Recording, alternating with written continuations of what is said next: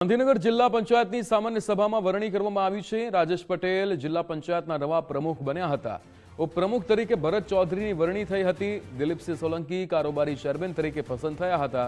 ત્યારે ગાંધીનગર જિલ્લા પંચાયતની આ સામાન્ય સભામાં તમામની વરણી કરવામાં આવી છે। નવા પ્રમુખ બન્યા છે રાજેશ પટેલ, ત્યારે ઉપપ્રમુખ તરીકે ભરત ચૌધરીની વરણી કરવામાં આવી અને કારોબારી ચેરમેન બન્યા છે દિલીપસિંહ સોલંકી।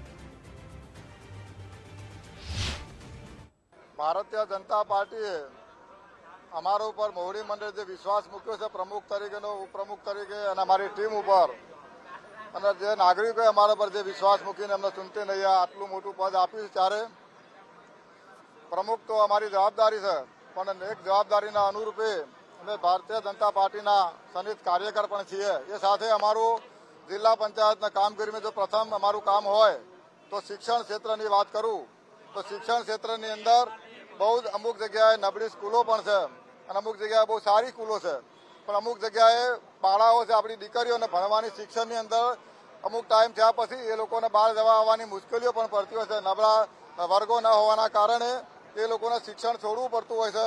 तो ए शिक्षण ना छोड़वुं पड़े एना माटे अमारी आ जिला पंचायतनी टीम साथे राखी अने अमे अधिकारीओने साथे राखी अने एवुं सुंदर काम करशुं तो कोई पण शिक्षण ना छोड़वुं पड़े